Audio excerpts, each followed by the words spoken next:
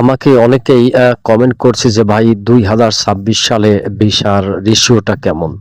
তো আমার যতটুকু জানি আমার মতে 2025 সালের চেয়ে 26 সালে ভিসার রেশিওটা ভালো। তো এখন আবার অনেকেই বলেছে যে ভাই তাহলে আমাদের কেন এত সময় লাগতেছে, যদি ভিসার রেশিওটা ভালো হয় তাহলে 2026 সালে আমরা বছরের পর বছর এসেও কিন্তু সার্বিয়াতে যেতে পারছি না। ভাই আমি আপনাকে বলবো, যদি আপনার ডকুমেন্টে কোনো ভুল থাকে তাহলে সেটার জন্য কিন্তু ভিসার রেশিও দায়ী না।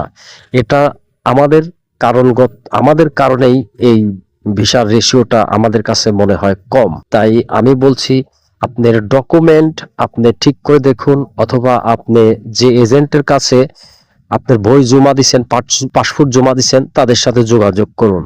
এইখানে কিন্তু আরো একটা কারণ আছে। দেখেন, আপনি হয়তো আপনার বইটা জমা দিচ্ছেন, আপনার একটা টিম, অর্থাৎ আপনি যে সময় বই জমা দিচ্ছেন একটা টিমে 50 জন বই জমা দিছে। ওই 50 জনকে নিয়ে সে অ্যাপ্লাই করলো। ওই অ্যাপ্লাই করার সময় দেখা যাচ্ছে যে কিছু বই প্রথম চান্সেই কিন্তু ওকে হয়, প্রথম চান্সেই তাদের অ্যাপ্লাইটা কার্যকর হয়।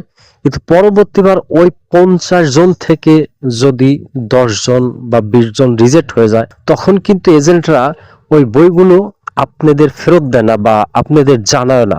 না জানার কারণে তারা আবার পরবর্তী গ্রুপের সাথে ওইগুলো অ্যাড করে আবার অ্যাপ্লাই করে। এখন নতুন পুরাতন মিলা যে বইটা অ্যাপ্লাই করলো, যে বইগুলো, এর ভিতরে কিন্তু যে পুরাতন বইগুলোই যে হবে এমন কিন্তু না। দেখা যাচ্ছে যে পুরাতন বইয়ের সাথে নতুন বই অ্যাড করে অ্যাপ্লাই করছে, ওর মধ্য থেকে কিন্তু আবার রিজেক্ট বের হয়। দেখা যাচ্ছে যে পুরাতনও বের হয়, নতুনও বের হয়। তখন আবার কি করে, আবার কিন্তু ওই সেই প্রসেসিং এ ওই পুরাতন বই আবার অ্যাপ্লাই করে।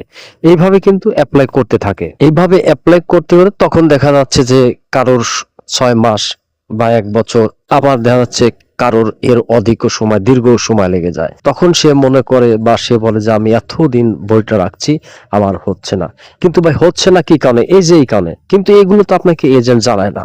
এজেন্ট না জানানোর কারণে আপনি বুঝতে পারেন না। এইগুলো এজেন্টরা আপনাকে সময় বলে, এ কথা সে কথা বলে আপনাকে ধরে রাখে, কিন্তু মূল কারণটা কখনোই বলে না। তারা অ্যাপ্লাই পর একে একে অ্যাপ্লাই করতেই থাকে, এই কারণে অনেক সময় লেগে যায়।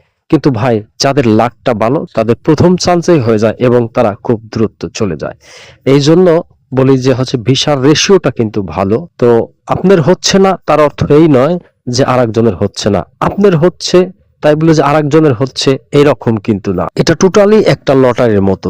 এই জন্য ইউরোপে যেতে হলে আপনাকে অবশ্যই ধৈর্য ধরতে, আর যার লাক ভালো সে প্রথম চান্সে অল্প সময়ের মধ্যে চলে যায়। তো আমি মনে করি 2026 সালে ভিসার রেশিও ভালো। সুতরাং আপনারা যারা যেতে চান বই হাতে না রেখে ভালো একটা এজেন্ট দেখে আপনাদের বই লাগিয়ে দিতে পারে। তো আমি নেক্সট ভিডিওতে আপনাদের সাথে কথা বলবো কিভাবে আপনার বই দিলে, টাকা দিলে আপনার যদি কাজ না হয় সেই টাকাটা আপনি উদ্ধার করতে পারবেন অনায়াসে। নেক্সট ভিডিওতে আমি আপনাদের এই প্রসেসিংটা বলে দেব। আল্লাহ হাফেজ, ভালো থাকেন।